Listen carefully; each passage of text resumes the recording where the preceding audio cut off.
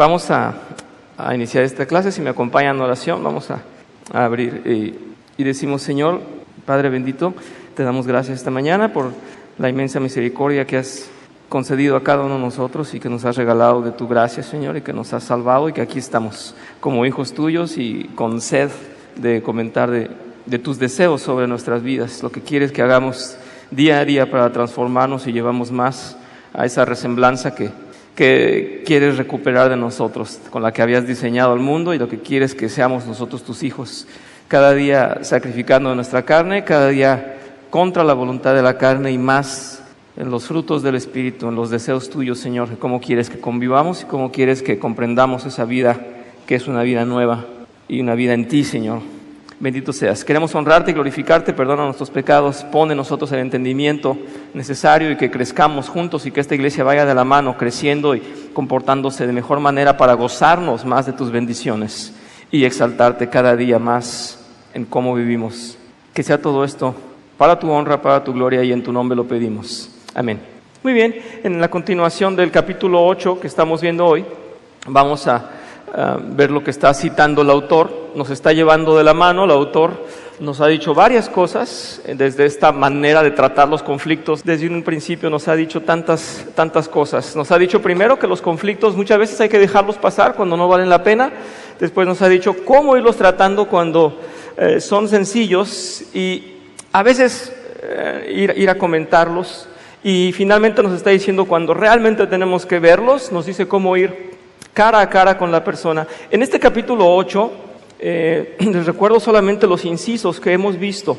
Y el capítulo 8 lo titula Hable la verdad con amor. Aunque es el título del capítulo, lo va a citar nuevamente como un inciso. Lo vamos a ver ahora en la clase. Solamente les repito los incisos que hemos visto. Dice: traiga esperanza mediante el Evangelio. Eso fue algo que vimos. Ya vimos que cuando vamos a hablar con un hermano y negociar sobre una situación, hablar de un problema, hablarle de su pecado, hablarle de su situación, tenemos que ante todo llevar el Evangelio. Número 2, dice divisiones en la iglesia. Dice que hay que prever las divisiones en la iglesia, hay que evitar las divisiones. En la segunda clase vimos que decía: esté listo para escuchar, hay que esperar, hay que atender, hay que aclarar, hay que reflejarnos en él, en el hermano que está en pecado, hay que concordar con él o coincidir en las cosas comprendemos. Y ahora vamos a ver en esta clase esto que él titula, este inciso: la lengua del sabio brinda alivio. Si tomamos un poquito lo que veníamos viendo atrás, él nos está diciendo que en todos estos puntos, escuchar, atender, esperar, reflejar. Decía que esperemos a que el hermano se disculpe, a que reflexione en dónde está su pecado. Después decía que reflejemos con él cómo en realidad somos tan humanos como él, y que concordemos, aclaramos esto que también el hermano Manuel lo estaba viendo en el sermón, y estaba diciendo no todo es malo. Veamos los puntos en los que somos iguales, y veamos los puntos que hay que rescatar, en que sí vale la pena coincidir. Y no mentirle, no vamos a decir no estás pecando, vamos a decirle sí estás pecando, pero tienes todo esto en lo que no te has equivocado, todo esto que has hecho bien, todo esto en lo que coincidimos. Hay que rescatar el punto, o hay que ir a buscar el punto en el que estás mal, y en ese amor hablar. Bien, ahora la continuación nos dice así, un tercer elemento en la comunicación efectiva es la capacidad de hablar a otros de forma clara, constructiva y persuasiva. Y para eso nos cita el ejemplo. Nos dice: la lengua del sabio brinda alivio. Y dice en Proverbios 12, versículo 18, dice: el charlatán hiere con la lengua como con una espada, pero la lengua del sabio brinda alivio. Esto sería una encomienda para cada uno de nosotros, si de veras queremos ir a rescatar al hermano. En el capítulo anterior me gustó mucho que decía que el hermano había pecado, pero era hermano y estaba con nosotros. Era como aquel pescador que arroja su red y se atora en la red. Entonces, ¿lo vamos a dejar? No, vamos a extender la mano por él. Y esto nos está diciendo, si vamos por él, vamos a ir con una lengua constructiva, con una lengua compasiva, con una lengua sabia. Vamos a que cada palabra en realidad lo rescate, no que lo lastime, no para señalarlo, no para hundirlo. el método dice, existen varios hábitos y destrezas que lo ayudarán a comunicarse con los demás con sabiduría. Cuando al menos una persona en un conflicto esté transmitiendo fielmente esta clase de gracia, los demás a menudo recibirán la gracia de Dios a través de ella. Al hacerlo, es menos probable que estén a la defensiva y estarán más propensos a escuchar nuestras inquietudes. Yo comentaba la semana pasada que fui llevado en un conflicto con un hermano y pusieron su mano sobre mí, mi hermano me dijo en mi hombro, comprendo tu frustración. Y el momento en el que nos sentimos realmente comprendidos, llevados en amor, podemos abrirnos y podemos decir, sí es cierto que pequé, fui grosero con fulano, pero es que yo tenía toda esta carga, y empezamos a ceder, y empezamos realmente a soltar y a confesar y a humillarnos y decir, sí hermano, estoy en un error, gracias por llevarme ahí, gracias por llevarme a comprenderlo y gracias porque tus palabras fueron dulces, porque me estás hablando con amor, porque me estás llevando a confrontarme con mi pecado, te lo agradezco, me estás rescatando de mi pecado. ¿Cuántas veces el salmista le dice, Señor, sálvame de esto? La semana pasada lo decíamos con el canto de Sálvame, decíamos, es esto, no hablamos de la salvación como tal en el contexto global, hablamos de que nos rescate el Señor día a día de nuestro pecado. Y tenemos la oportunidad cada día de afrontar ese reto y de ser nosotros también los que ayudamos al otro y sacarlo de ahí. Así es que con una lengua sana, una buena intención, una lengua sabia, podemos realmente decir palabras de amor. Esto no estaba en mi vida, esto no es algo que el hombre quiera hacer y que nos cuesta trabajo entenderlo. Yo creo que todos somos llevados en una educación. El autor nos dice, si practicas bien y pones esto en práctica, ejercitas el hablar dulcemente, el hablar con amor, llevarás a tu hermano a muchos menos conflictos y podrás hablar con naturalidad acerca de su pecado. Vamos a la siguiente que dice, transmita gracia. Como hemos visto a lo largo de este libro, los pacificadores son personas que transmiten gracia a los demás en medio del conflicto. Dado que no podemos transmitir lo que no hemos recibido, este proceso gira alrededor de nuestra relación instante e instante con Dios. Es que, ¿cómo puedo yo ser amable? ¿Cómo puedo yo querer perdonar a alguien si no comprendo que he sido perdonado? Y yo lo he confesado muchas veces, lo primero que yo quise hacer cuando tuve un entendimiento de lo que era la verdad bíblica, y lo primero que tenía yo como recurso, yo creo que les ha pasado a algunos de ustedes, es tomar la Biblia y ya que veo todos los requisitos que hay que hacer y cuánto nos pide sacrificar el Señor en nuestra carne, lo primero que quise hacer es ir con mi familia y con mis amigos a decirle, ve en qué estás equivocado tú también. Ve estos renglones que dice, ve lo que dice, ahí estás tú, el flojo, el chismoso, ahí estás tú. Entonces yo decía, yo puedo ir a mostrarles el Evangelio. Eso era un mal ejercicio. Es un ejercicio inmaduro de ignorancia, de no comprender que en realidad tendría que ir con amor. Y bueno, también les pasa a muchos pastores que en su entrenamiento o en su primer tiempo de ser pastores pueden cometer este error. No digo que después se les quite forzosamente, pero puede ser que lo tomen como una regla. El pastor es el que te da bibliazos, decimos, ¿verdad? El que te da, te recuerda tus pecados de acuerdo a la Biblia. Bueno, pero ¿en qué calidad? Si lo hace en realidad con amor, será un buen siervo de Dios y te estará llevando a que te humilles y que en realidad comprendas y que en realidad vuelvas al camino de Dios y no que te pongas a la defensiva y que digas, no quiero ni siquiera acercarme al pastor porque me va a reprender y como no lo sabe hacer, prefiero mejor irme o hasta irme de iglesia, que puede ser, ¿verdad? No sé si lo han experimentado, pero sí, tal vez el pastor nos podría decir aquí si ha visto a gente que le rehuye y que dice, no quiero ver al pastor y mejor me voy.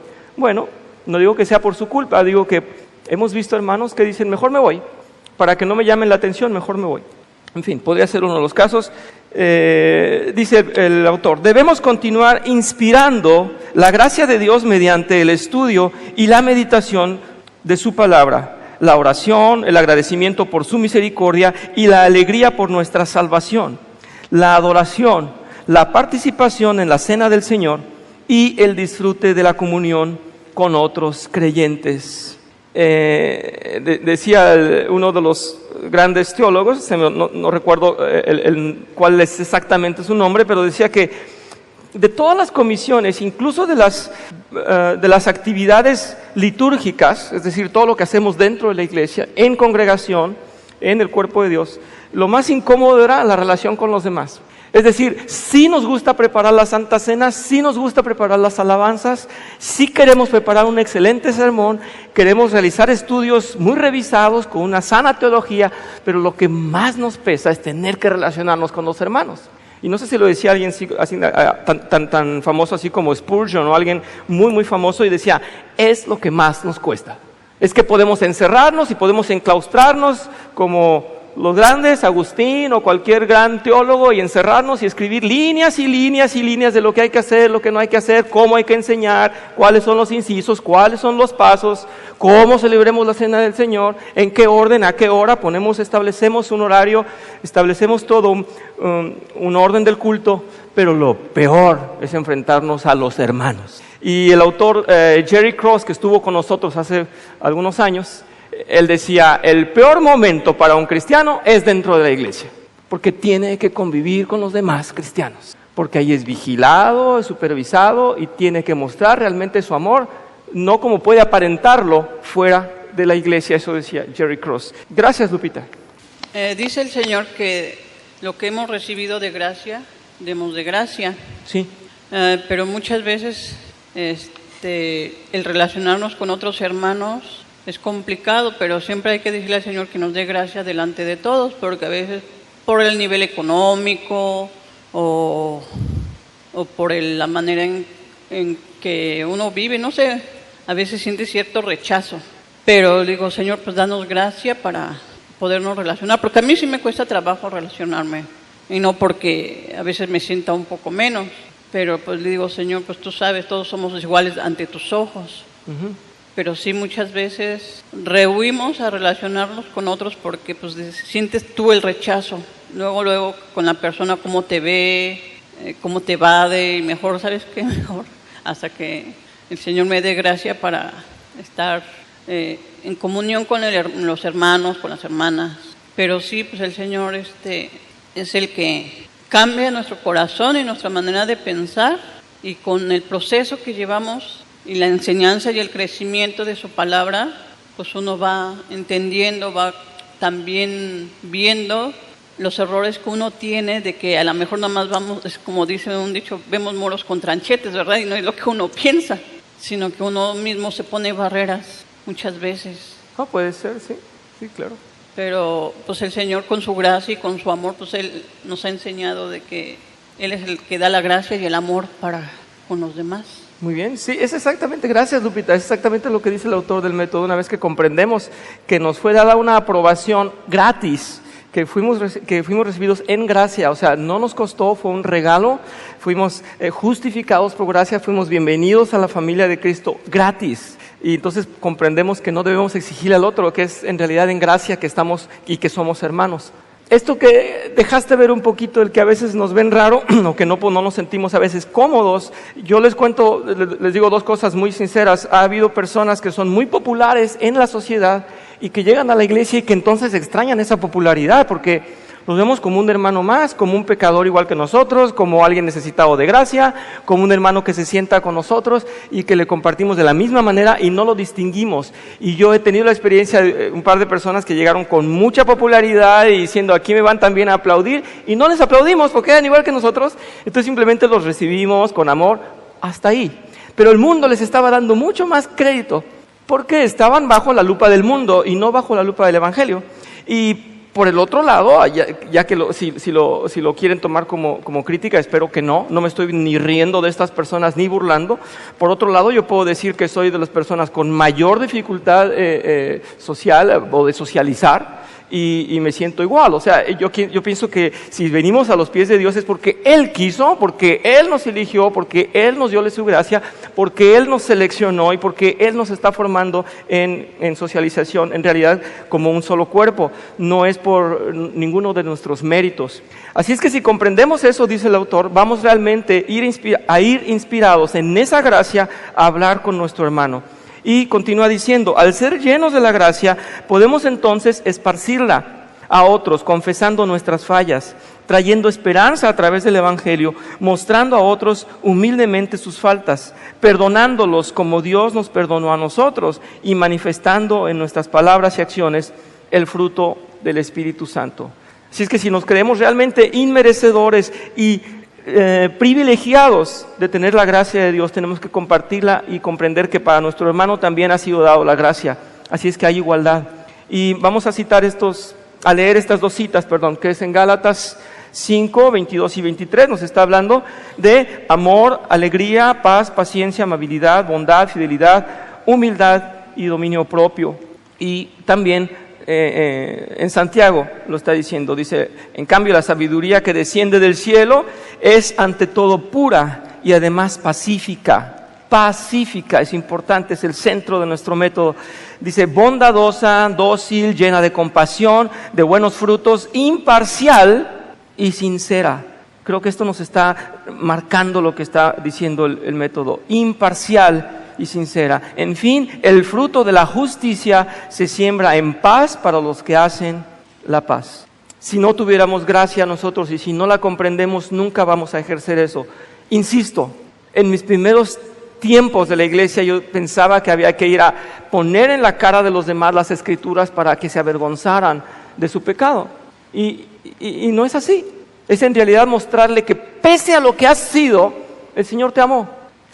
Por encima de toda la maldad y toda la injusticia y todo el pecado, está la gracia de Dios. ¿Cómo voy a ir yo entonces a reprender a alguien de una manera carnal o humana cuando yo he recibido de la gracia de Dios? Y volvemos a los versículos anteriores, cuando el autor cita tanto la parábola del hombre malagradecido, al que le fue perdonado mucho y él no perdonó poco.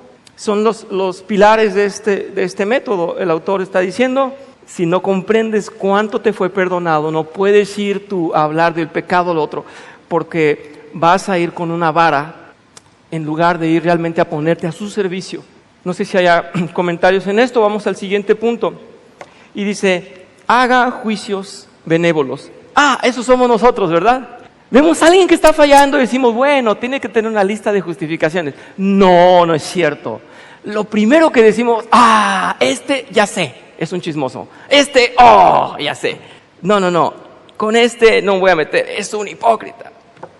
Con este, y a cada uno nos conocemos y decimos, ese es su pecado más grande. Y dice aquí, no, haz juicios sanos, benéficos, benévolos. ¿Por qué no puedes decir, es que tal vez carece de este punto porque acarrea cosas en su vida, porque tiene dificultades, porque alguien no le ha sabido decir que está pecando en esto, porque no lo ayudo? Pero lo más fácil es señalar y decir, el hermano tiene un problemota. Y si puedes codear a otro y decirle, ¿verdad que el hermano tiene un problemota? Sí, es muy sangrón. Sí, yo también pienso que es muy sangrón. Bueno, pues entonces así dejémoslo. Es un sangrón y es más fácil. Pero dice el autor, dice, cuando usted esté intentando mostrar a otros que necesitan cambiar, su actitud generalmente tendrá más peso que las palabras mismas que use. Si las personas perciben que usted ha saltado a conclusiones acerca de ellas y que disfruta encontrando fallas en ellas, probablemente resistan la corrección. Es natural.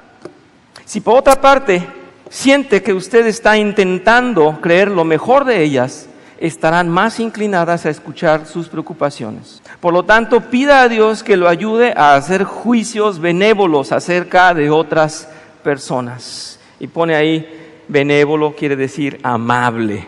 Bien, así es que nos invita a que, independientemente de la necesidad que tenga cada uno de nosotros de ser ayudado y rescatado de nuestro pecado, de nuestro error, de nuestro defecto más grande, necesitamos que se nos comprenda el porqué. Decíamos la semana pasada, tal vez sentándonos a hablar con él nos va a expresar todas las dificultades en su vida, lo vamos a conocer mejor y vamos a decir, por eso se comporta así. Tendríamos que dar entonces razones para un comportamiento, no conformarnos con eso, despertarlo y llevarlo a la corrección, pero antes que nada hacer juicios benévolos, que nuestra crítica antes que todo sea constructiva y amable. Dice, hacer un juicio benévolo significa que por amor a Dios usted se esfuerza por creer lo mejor de los demás hasta que tengan información que le diga lo contrario. Eso es bueno. ¿Llegamos acaso pensando lo mejor de nuestros hermanos o llegamos pensando solamente en su defecto? Tendríamos que pensar todo lo bueno, y lo comentábamos cuando decíamos concordar con el hermano. ¿Por qué no decimos primero todas sus virtudes?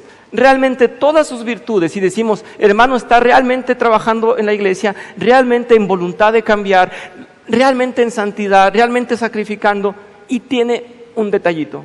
En lugar de que nos resalte todo el pecado en un solo punto, ¿por qué no hablar de todas las cosas buenas? Eso sería un buen ejercicio para evitar el chisme o evitar lastimarlo o ir a él ya con un prejuicio, una predisposición.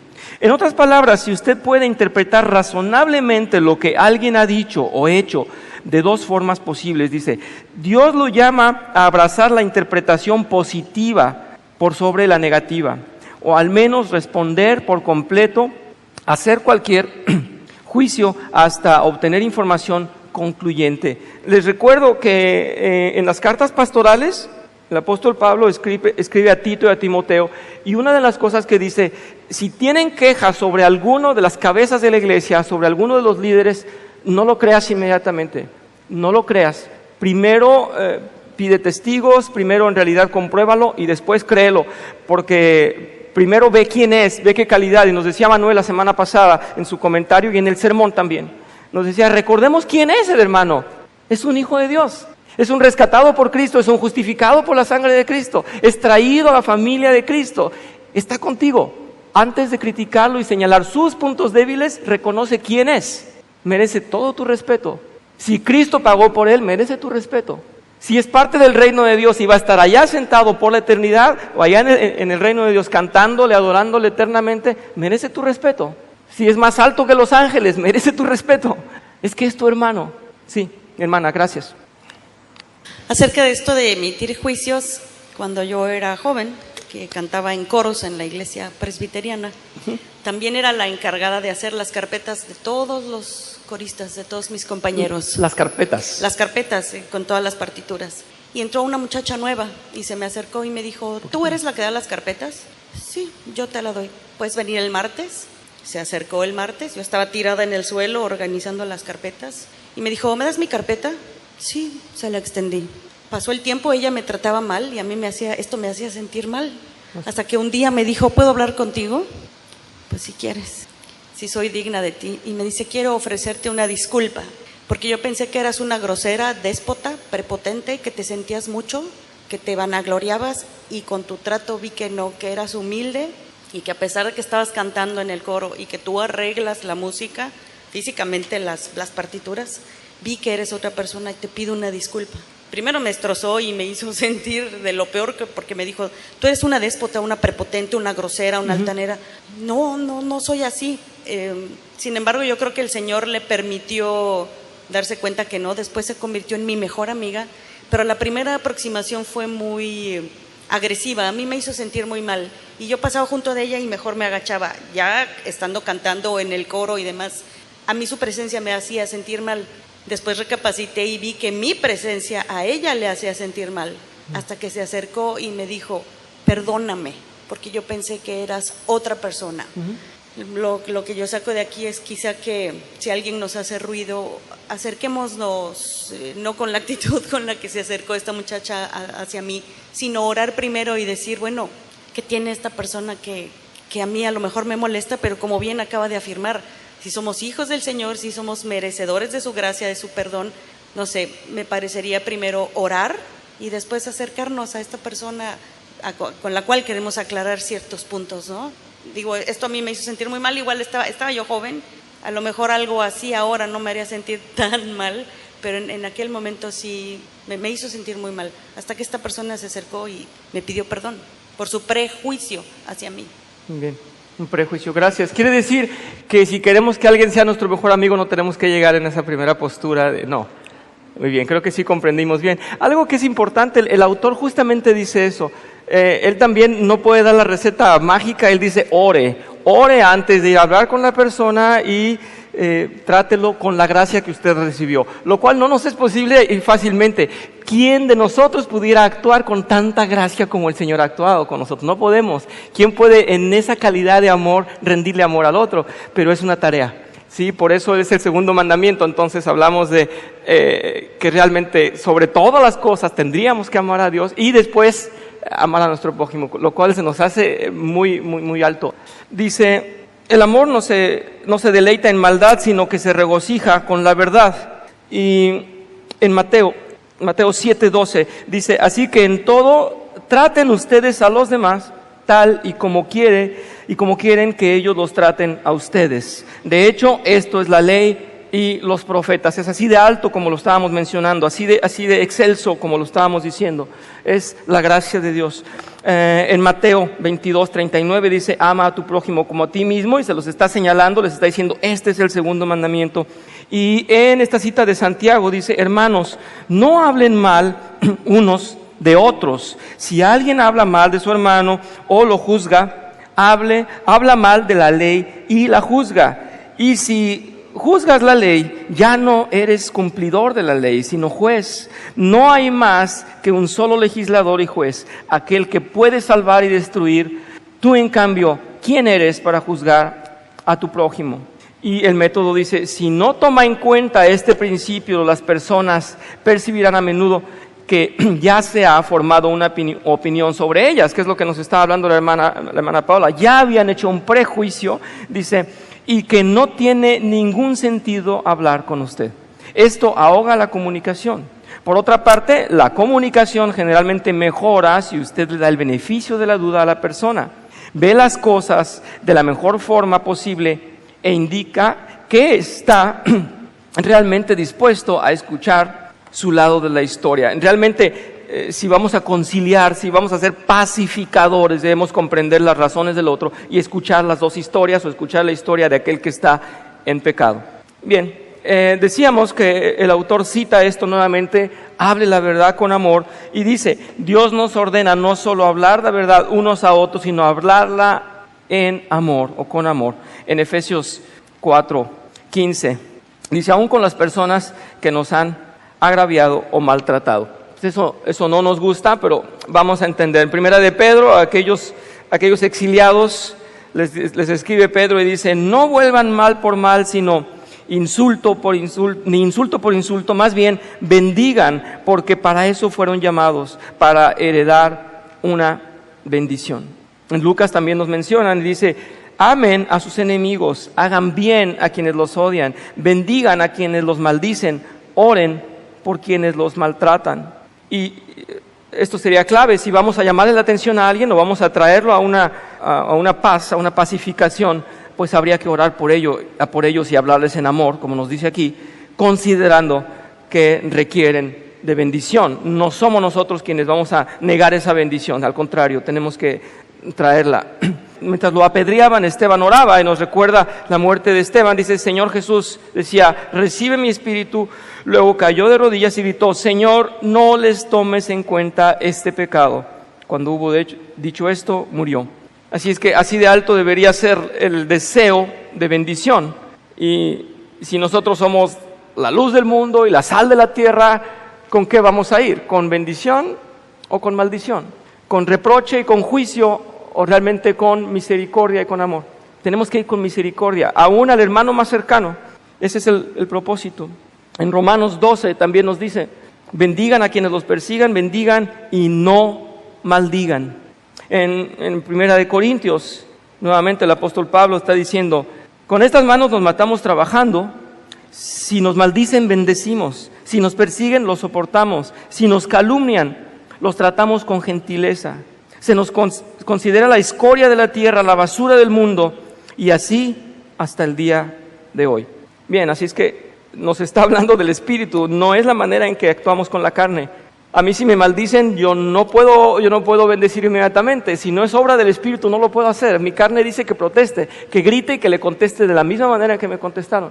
Es lo que dice mi carne, es lo que me hace sentir mi carne. Pero dice, no, estos son frutos del Espíritu. Y Pablo lo está diciendo, realmente Estamos llamados a esto. Dice, este proceso comienza cuando usted pide a Dios que ponga un amor en su corazón que no está ahí naturalmente. No está ahí naturalmente. Es decir, el concepto de Dios no está en nuestra carne, para nada, para nada. Dice el mundo que amemos lo que nos hace bien, lo que nos gusta, lo que deseamos, lo que creemos que no nos va a costar trabajo, lo que no requiere sacrificio y lo que creemos que va a durar mientras queramos, después podemos desecharlo si ya no lo queremos. Es un amor totalmente egoísta, un amor de carne. Quiero que veamos, nos insiste el autor en leer Corintios 13, Primera de Corintios 13, ya lo conocemos y como lo ejercitamos muy bien, ya no queremos leerlo. Bueno, vamos a leerlo por favor, porque el autor nos está pidiendo que leamos Primera de Corintios 13 y dice, si hablo, vamos a ver hasta el versículo 7, si hablo en lenguas humanas y angelicales, pero no tengo amor, no soy más que un metal que resuena o un platillo que hace ruido. Si tengo el don de profecía y entiendo todos los ministerios y poseo todo conocimiento, y si tengo una fe que logra trasladar montañas, pero me falta el amor, no soy nada. Si reparto entre los pobres todo lo que poseo, y si entrego mi cuerpo para que lo consuman las llamas, pero no tengo amor, nada gano con eso. En versículo 4 dice, el amor es paciente, bondadoso. El amor no es evidencioso, ni jactancioso, ni orgulloso. No se comporta con rudeza, no es egoísta, no se enoja fácilmente, no guarda rencor. El amor no se deleita en la maldad, sino que se regocija con la verdad. Todo lo disculpa, todo lo cree, todo lo espera, todo lo soporta. El autor en uno de sus comentarios está haciendo énfasis en esta parte última, de 4 al 7, y está diciendo que la persona del amor debería ser cada uno de nosotros, pero sobre todo al practicarlo debería hablar o comportarse como los últimos versículos, particularmente el versículo 7, y dice, si todo lo disculpa, pues tenemos que ir a tratar un problema con la idea de pacificar y de ir a perdonar. En realidad teníamos el propósito de ir a perdonar, no de ir a resaltar solamente sus errores. Tenemos que hablar de sus errores, decíamos, tenemos que hablar realmente de esto que nos está afectando, pero vamos con esa misión. Todo lo vamos a disculpar y todo lo vamos a creer y vamos a comprender sus razones, a escuchar su versión y lo vamos a creer. Le vamos realmente a creer. Todo lo disculpa, todo lo cree, todo lo espera. Estamos esperando que él recapacite y que si es un hijo de Dios se arrepienta, todo lo soporta. Bien, nos queda muy alta entonces la misión de hacer una pacificación fácil o basados en el método como una receta.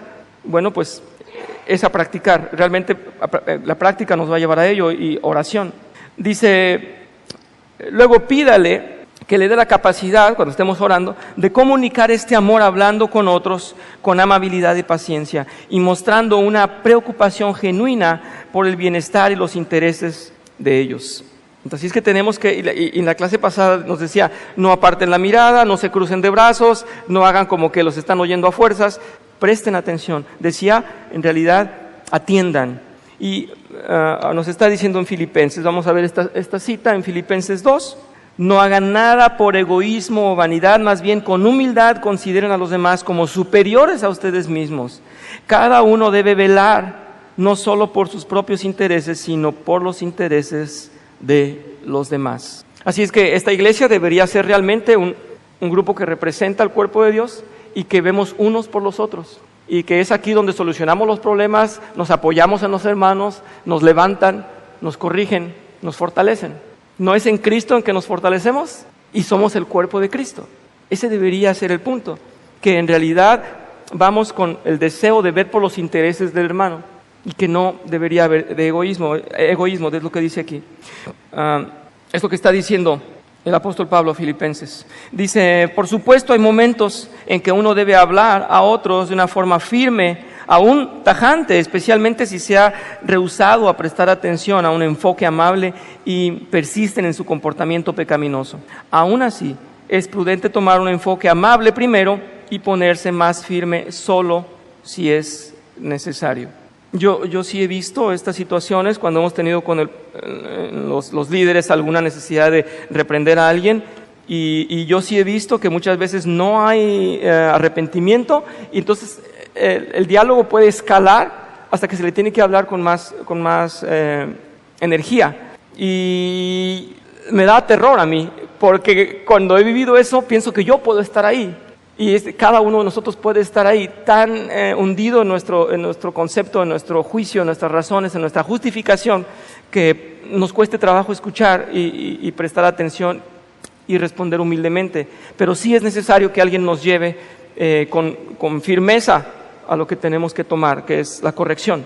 En Tesalonicenses, Primera de Tesalonicenses 5, versículos 14 al 15, dice: hermanos, también les rogamos que amonesten a los holgazanes, estimulen a los desanimados, ayuden a los débiles y sean pacientes con todos. Asegúrense de que nadie pague mal por mal, más bien esfuércense siempre por hacer el bien, no solo entre ustedes, sino a todos, a todos. Aquí cuando dice a los holgazanes, no sé si alguien se sienta como yo, pero a veces a un holgazán no le queremos tener paciencia.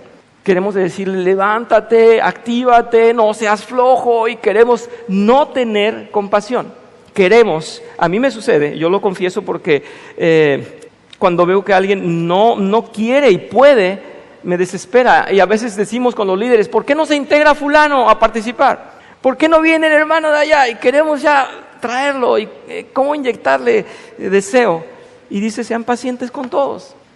Pablo pudo haber evitado este inciso ahí, pero es que el Señor sabe lo que necesitamos. Aún los dinámicos y los que nos creemos más activos que los demás tenemos que ser pacientes, porque crecemos a un ritmo específico y cada uno tiene un ritmo para crecer. Las palabras fuertes tienen una mayor probabilidad de evocar una actitud defensiva y antagónica, y una vez que una conversación adquiere este carácter, es difícil ir a un plano más amigable. Así que empecemos, dice ahí, por lo suave, para poder después, si no se arrepiente o si no recapacita, ser más firmes y más enérgicos.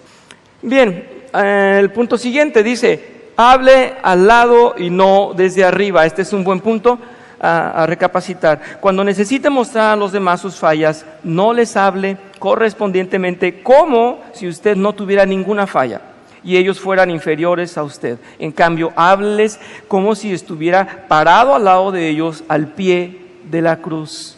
Reconozca su necesidad actual y continua del Salvador. Reconozca formas en que ha luchado con pecados o debilidades iguales o similares.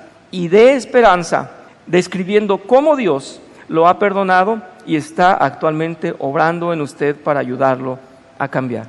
Así es que mal nos veríamos, o mal podemos expresar la compasión y el amor de Cristo si lo vemos como nosotros los que podemos calificar o evaluar el comportamiento de alguien. Definitivamente somos llamados a corregir y a señalar las dificultades y los pecados y los errores y los defectos de los otros, pero no como alguien que no peca, como alguien que puede sentarse junto a él.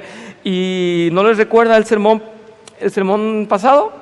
Cuando se estuvo hablando de Cristo, el Hijo de Dios, el perfecto, el todopoderoso, el que no cometió pecado, y vino a sentarse con los pecadores. Y vino realmente a decir: es que ellos me necesitan, y es que necesitan compasión, y es que primero les voy a ofrecer, y primero voy a darles amor, y a señalarles cuánta gracia hay, y después solitos van a hablar de su pecado. A un niño lo bautizaron Sicómoro porque se les olvidó cómo era, y al momento de decir: ¿cómo quieren que se llame? Pues que se llame Sicómoro en lugar de Zaqueo. Los papás se les olvidó, es la verdad, no es broma, es cierto, pero ahora me estaba acordando de Zaqueo. Fue el Señor a su casa y él dijo: ay, me rindo, voy a pagar todo lo que debo. ¿Recuerdan? Soy inmerecedor, voy a pagar todo lo que debo. El Señor ha venido a mi casa, el Señor vino a mí, me tengo que arrepentir.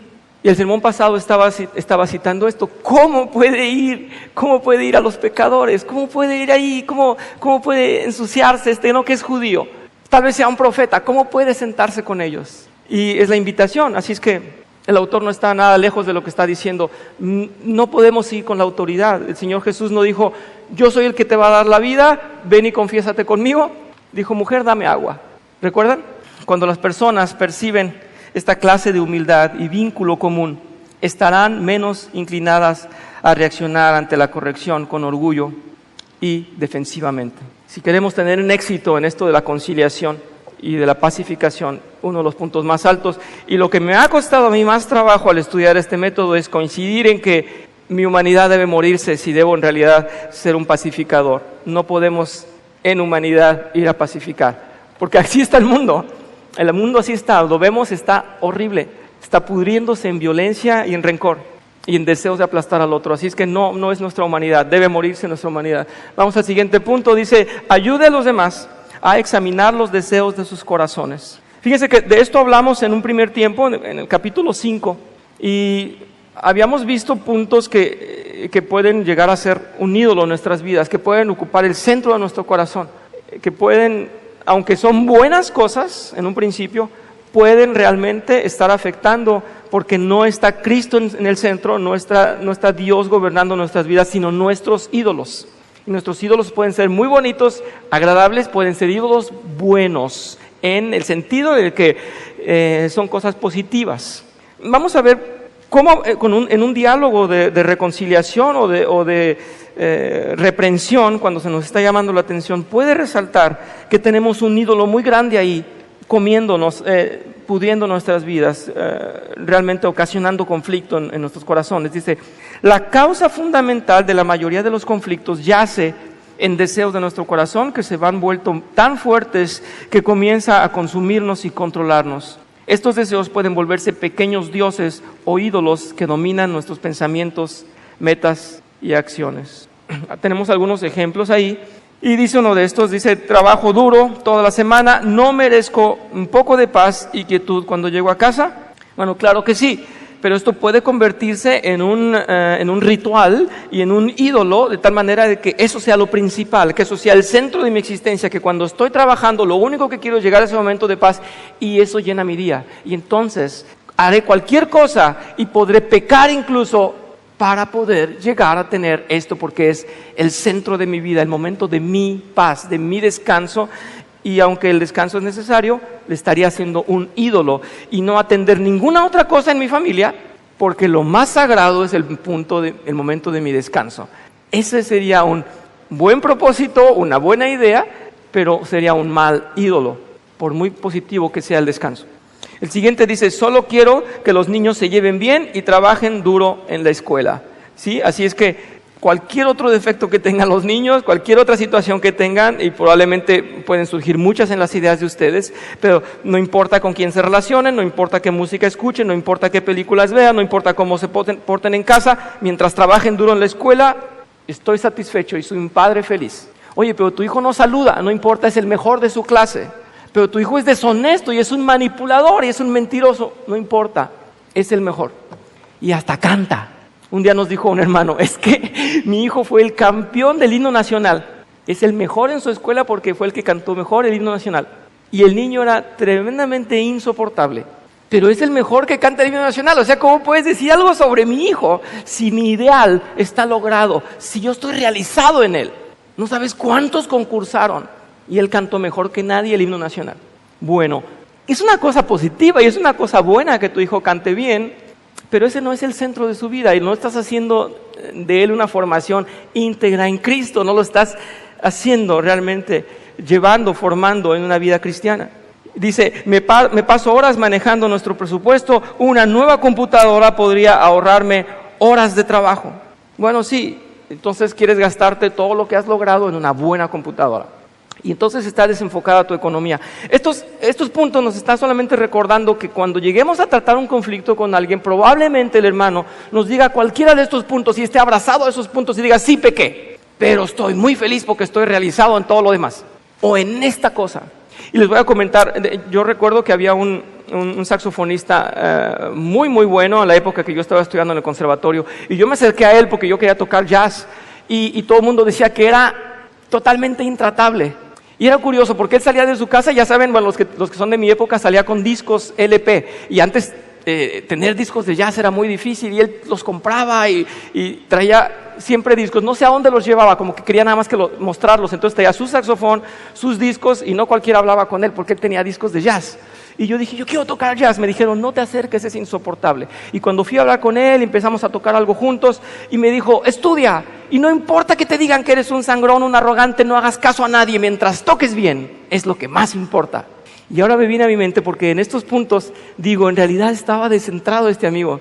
Y le patinaba el coco, ¿verdad? Porque en realidad decía que lo más importante era eso, su ídolo, el ser el mejor músico. Y no importa que no pueda soportarte nadie, y no importa el tamaño de tu pecado, mientras tu ídolo esté en el centro.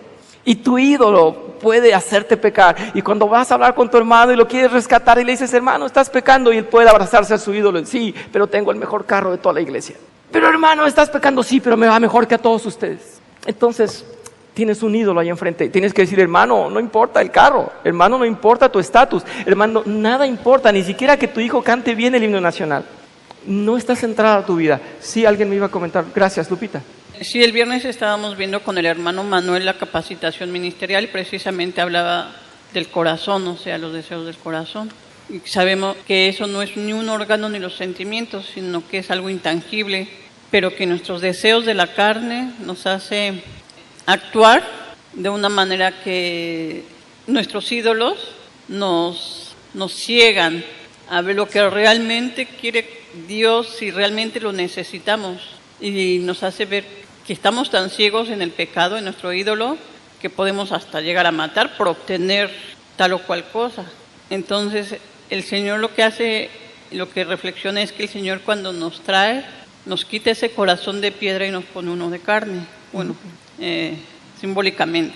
Pero ese cambio de corazón es lo que el Señor nos ha ido limpiando, nos ha ido transformando, y que es tanta la necesidad, nuestra dependencia del Señor para quitarnos toda esa idea de lo que realmente es bueno para nosotros, o que nosotros decimos, no, pues es que yo quiero esto porque es bueno para mí, pero no estamos viendo lo que realmente es el trasfondo de ese ídolo. Entonces, ese cambio de corazón que el Señor hace en nosotros es tan necesario y tan implícito en nosotros para que el Señor realmente haga ese cambio en nosotros. Uh-huh. Para evitar hacer ídolos de muchas cosas que no tienen ningún sentido. Muy bien. Gracias, Lupita. Muy bien. Sí. Bien, vamos a terminar por ahora. Vamos a dejar, les quiero dejar de tarea para poder continuar la siguiente clase en este mismo punto. Hay unos puntos que están señalados ahí, en donde nos dice que nos hagamos estas preguntas de rayos X. Nos había explicado en un principio, como dije, en el capítulo 5 habíamos hablado un poco de esto, y dice que nos autoanalicemos, a ver qué es lo que más nos preocupa, qué es lo primero que pensamos cuando nos despertamos, o la última cosa que pensamos cuando vamos a la cama, y qué es lo que en realidad está siendo el centro de nuestras vidas, y estamos no en realidad cristocéntricos, sino viviendo de una manera humana con algún ídolo que está ahí. Esto es primordial, es esencial para ver si podemos tratar conflictos o no, y qué estaríamos defendiendo en primer lugar, o qué es lo que no queremos que nos toquen. Háblenme de cualquier otra cosa menos de esto. Bien, pues no está mal que recapacitemos a ver si tenemos por ahí algún ídolo. Esto es un trabajo constante, no es algo que haga el cristiano una vez. El Hijo de Dios lo hace siempre, lo tiene que hacer siempre, revisarse si tiene ídolos que parecen muy buenos, pero que están ocupando el lugar de Cristo. Vamos a terminar entonces nuestra clase, si no hay otro comentario. Gracias, vamos a parar ahí y continuaremos la semana próxima, si les parece. Señor, te damos gracias porque mueves nuestros corazones y nos recuerdas que deberíamos y debemos cada vez que vayamos a hablar con nuestros hermanos y a relacionarnos con ellos y a tratar con dificultades que surgen cada día, realmente llevar la piedad, la gracia, el amor, el deseo de pacificar, y ver en ellos el mejor lado posible, y ver en ellos en realidad su vida con un juicio benévolo y con la intención de rescatarles, y tal vez si debemos ir a hablar de un conflicto en específico, primero comprender su situación, valorar sus capacidades, sus virtudes, y sentarnos al lado de ellos, no por encima, sino al lado de ellos, rendidos a ti. Que tú seas exaltado, que tú seas honrado en todo lo que hacemos, en todo lo que somos, Señor, te lo pedimos en el nombre de Cristo Jesús. Amén. Gracias.